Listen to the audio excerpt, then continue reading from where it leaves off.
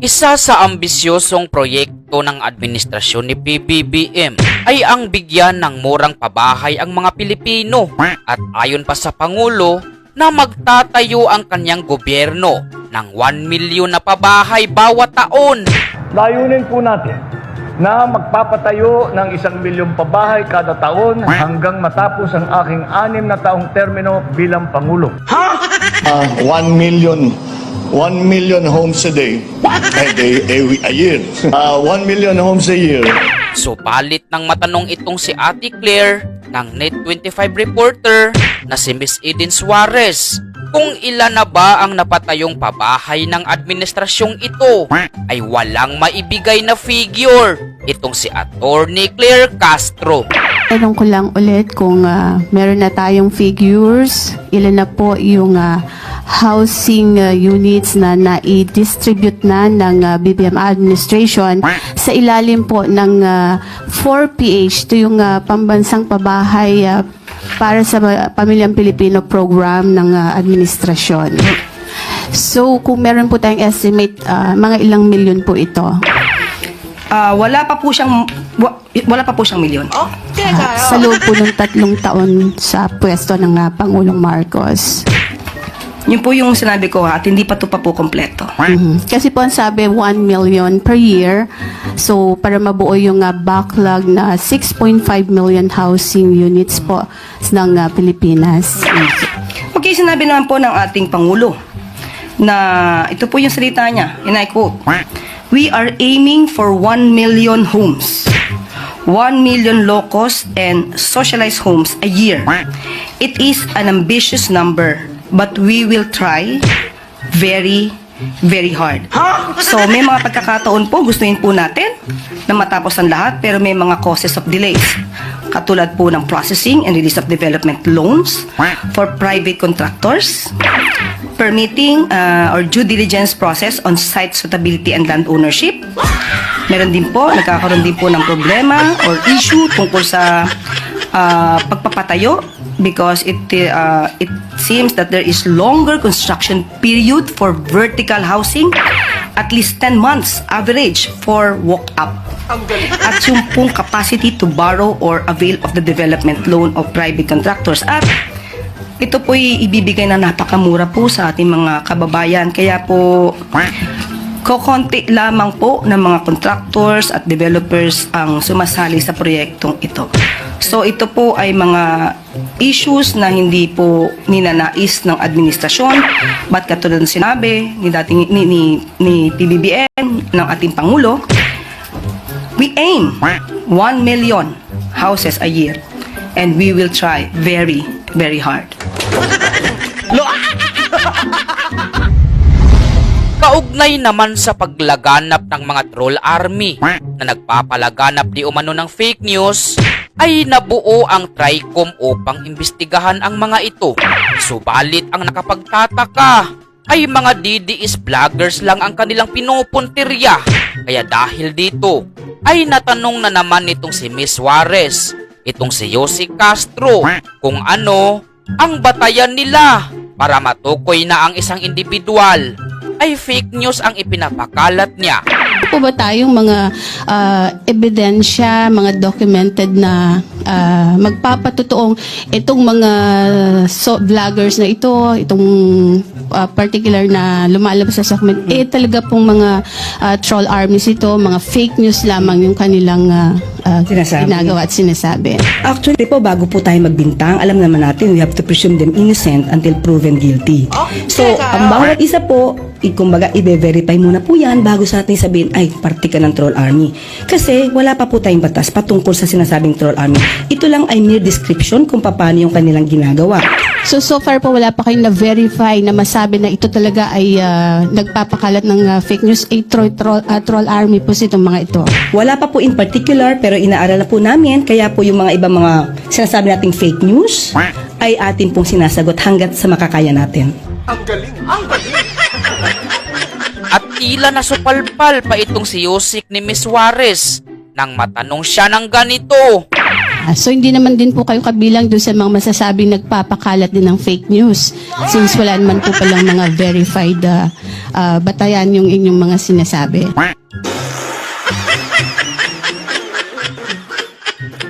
Kaya itong si Attorney Claire ay nakapag-example na lang ng gaya nito. Ganito po yan. Pag sinabi po nating fake news, alam niyo po na meron na kayo naging basihan. Fake news, alam na natin kasi may dokumento. Halimbawa, sinabi ko po, si Miss Pia ay dalaga.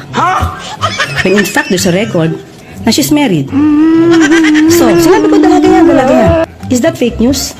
Of course, kasi may batayan. Gunggong! Barinig kita sa mukha eh!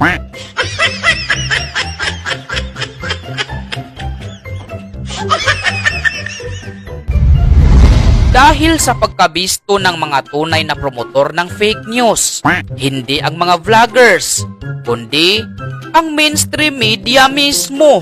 Ipinalita ba naman kasi ng mga ito ang di umano'y mga biktima ng AJK.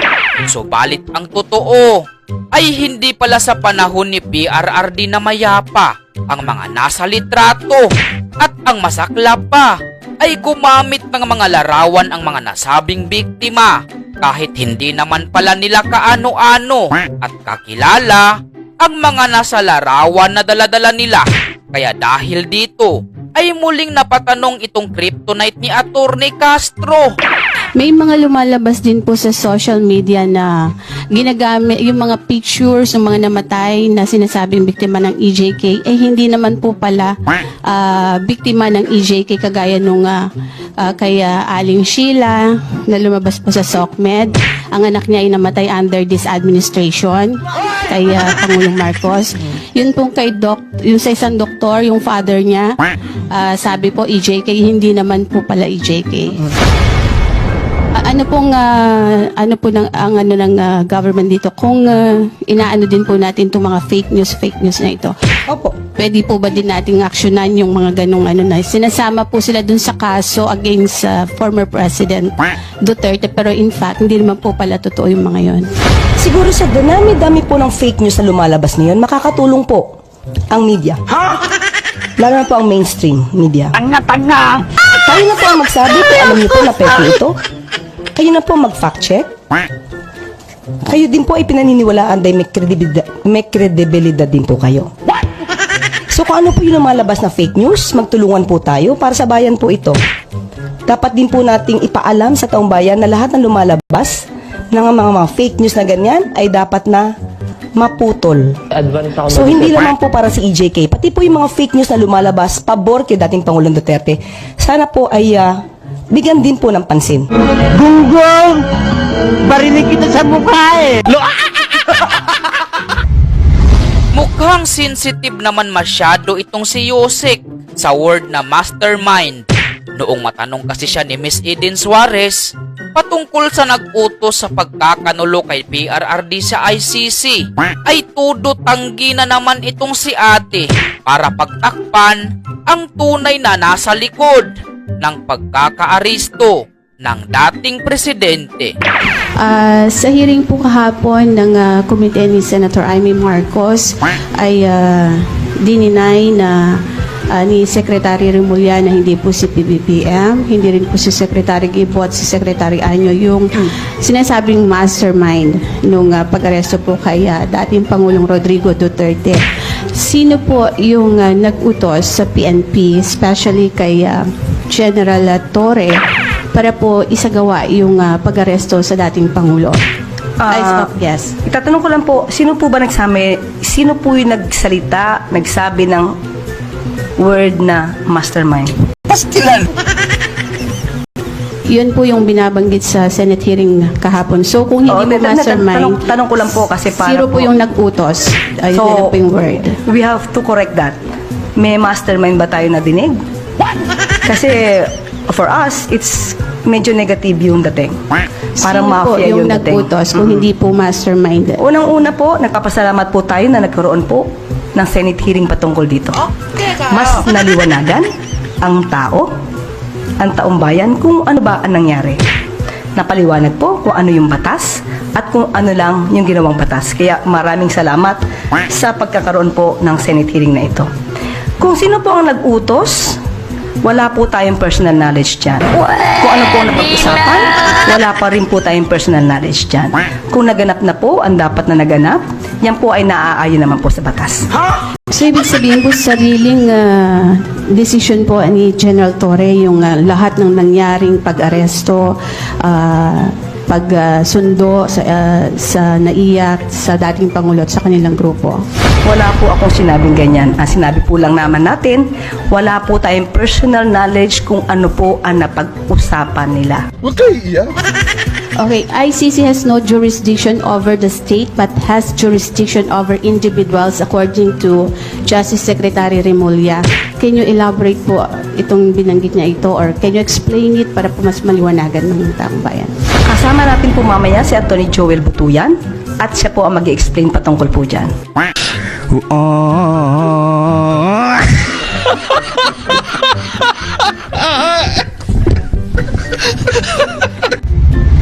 Kulang na lang pagsakluban ng kahihiyan itong si Manang Claire noong matanong siya nitong si Miss Juarez kung ano ang posisyon ng pamahalaan patungkol sa panawagan ng mga Pilipino na pauwiin ang dating Pangulo.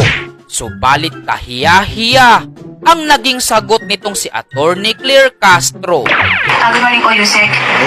Ano po yung reaction natin dun sa ulat na mismong Marcos administration po ang nagbigay ng mga ebidensya sa ICC regarding po dun sa crimes against humanity kay FPRRD. Mismong administrasyon ng The Marcos, yun po ang banggit dun sa parang the two families are being at war na sinasabi ng ICC officer, but originally first they are peace. So, nabanggit na doon na Ito yung ano niya eh, kryptonite. ang Marcos na nagbigay ng mga evidence at willing na raw po makipag-cooperate or prepared to cooperate ng Pangulong Marcos. Mas gugustuhin po natin kung mas kompleto po ang detalye ng inyong pong tinatanong. Kung sino, kung meron man, sa pamilya Marcos ang nagbigay ng mga dokumento. Dahil wala po tayong alam. Gobyerno Marcos Okay, mo ang pamilya Marcos para sa ICC. Mas maganda po kung madidetalye po yan para po mas maganda po ang ating maging tulong. Regarding din sa ano po ni Ivan, kahit po ba ang mga Pilipino ay gustong pauwiin si dating Pangulong Rodrigo Duterte, ang gobyerno po ba natin, kahit man sa humanitarian aspect ng ating gobyerno, hindi po tatanggapin ng Marcos administration yung binabanggit na interim release sa po. Ibabalik ko ang tanong. Tanungin natin doon sa mga nagsususo patungkol dyan. Tatanggapin na ba dapat ng Pilipinas ang jurisdiction ng ICC? Tanggap na nga Nila ang kanilang mga petition na sinabas sa Supreme Court na patungkol sa dapat hindi tayo makapag-cooperate sa ICC. Gunggong! Barinig kita sa mukha eh! Tatanggapin din po ba nila na lahat ng utos ng ICC ay ating i-recognize pati yung pag-freeze ng kanilang mga assets? So lahat po yan, ibalik po natin ang tanong. So hindi po ba pwedeng gawin ng gobyerno na tanggapin lang dahil sa kasama sa binabanggit po ng ICC na kapag binigyan ng interim release ang government ng Pilipinas ang tatanggap or ang Pilipinas doon sa point lang na gano'n. So kailangan balikan po from the start na tayo ay umatras or umalis as ang ICC member. Hindi po tayo basta-basta maaaring mag-initiate na Nalilito, sasabihin. dapat manggagaling yan sa pamilya Duterte. Dahil sila po ang may mga kaso na isinampas sa Supreme Court. Na magiging conflict po yun sa kanilang mga opinion, sa kanilang mga paniniwala na ang ICC ay walang jurisdiction sa Pilipinas. So hindi po tayo makakakilos patungkol dyan. So personally po, hindi naman ayaw naman ng Pangulo na hindi makabalik ng Pilipinas ang dating Pangulo. Wala po akong masasabi patungkol dyan.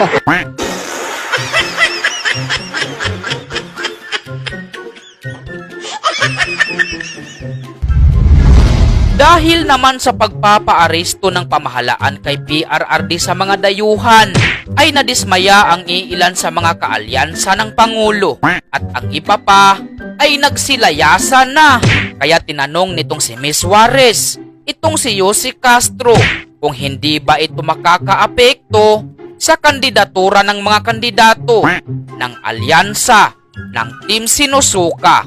Yusek, yun pong pagkaka-aresto ni dating Pangulong Duterte, tatlo po sa alyansa senatorial candidates ang medyo dismayado po. Hindi po ba ito makaka-apekto sa target ng admin na 12-0 sa 2025 midterm elections po? Paano po bang naging dismayado? May sinabi po ba silang dismayado sila sa pagkaka-aresto kay dating Pangulong Duterte? The senatorial candidate Camille